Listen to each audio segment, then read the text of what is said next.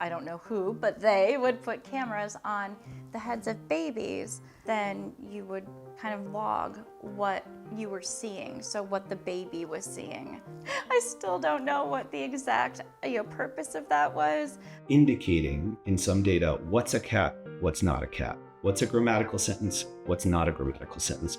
AI models don't know on their own how to distinguish between whether or not someone has cancer or not, whether something is a stop sign or not. There was a set where they wanted people to mark border crossings. I did a couple of them and I started to wonder, why is this being used? Artificial intelligence is evolving fast, but most people don't realize that AI developments can often be fueled by an unseen and sometimes exploited human workforce. People are very heavily involved in building these data sets in order for them to train AI models. It is really important to understand who is contributing value to the AI ecosystem.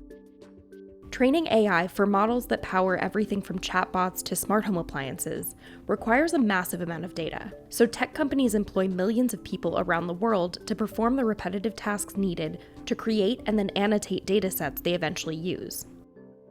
It's supposed to look like these products are magic. It's frustrating to know that there are people around the entire world doing this, and it's so hidden.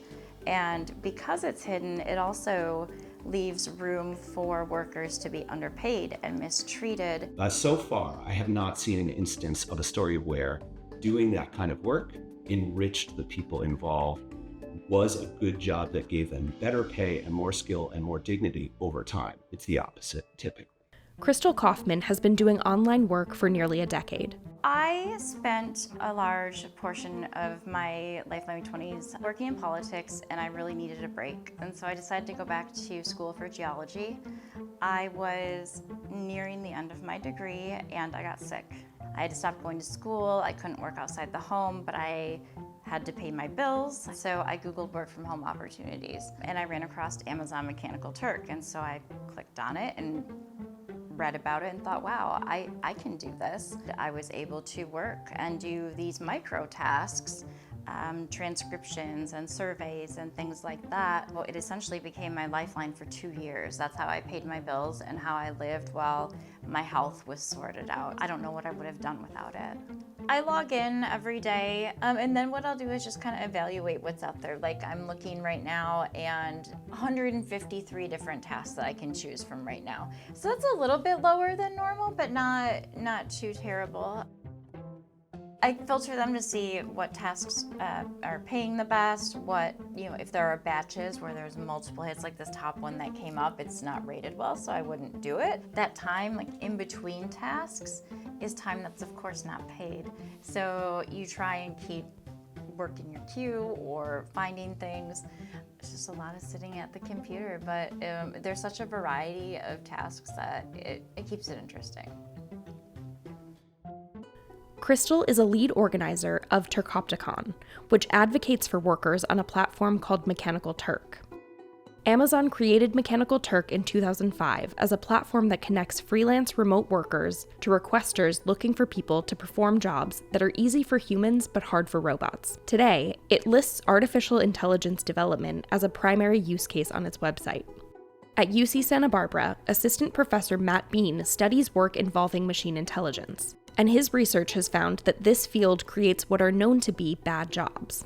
A bad job basically is one that doesn't give you a lot of autonomy around what you get to do.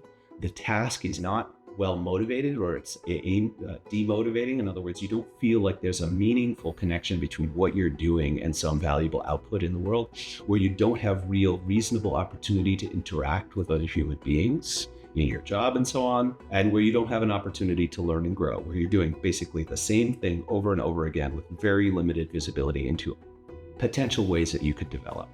Mechanical Turk is just one of many platforms that employ roughly 160 million workers around the world to perform data enrichment tasks.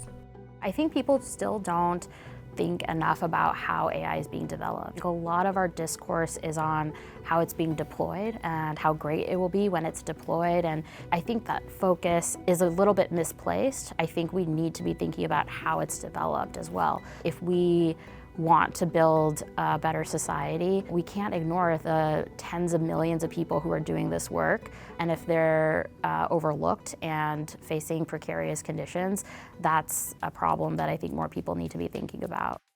In 2023, a Time magazine investigation found that tech companies were paying people in the global south less than $2 per hour to do this type of work.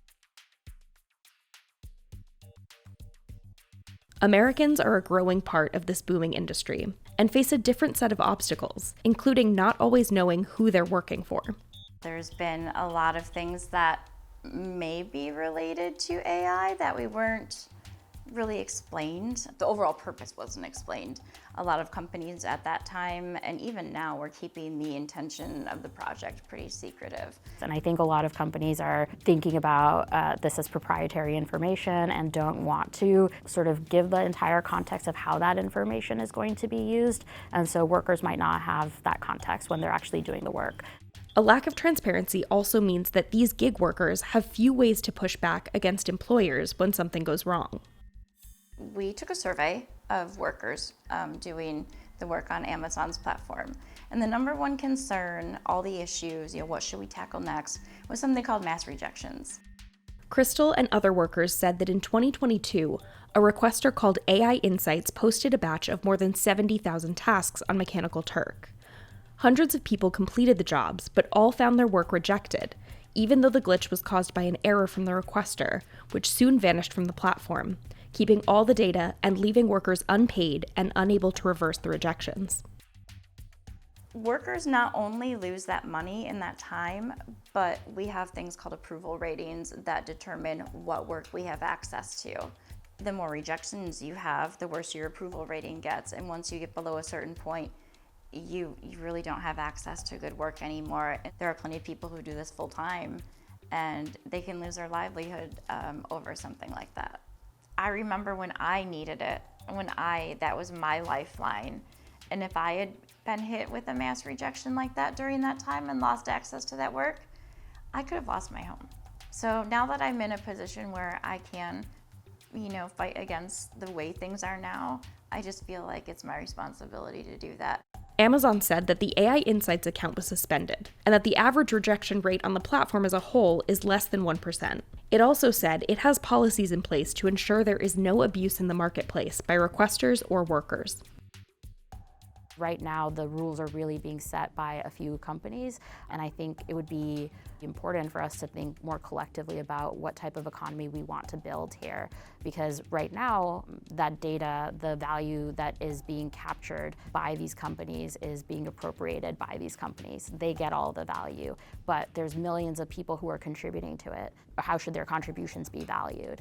It's coming more and more to light as we've been speaking about it more, and AI and how we're going to handle it is now in the news, in the government, and that feeling, people finding out, is very exciting. I feel like we're at a turning point right now. We have this opportunity to make people aware of this work, who does it, how it's done, and improve the working conditions now that more people are learning.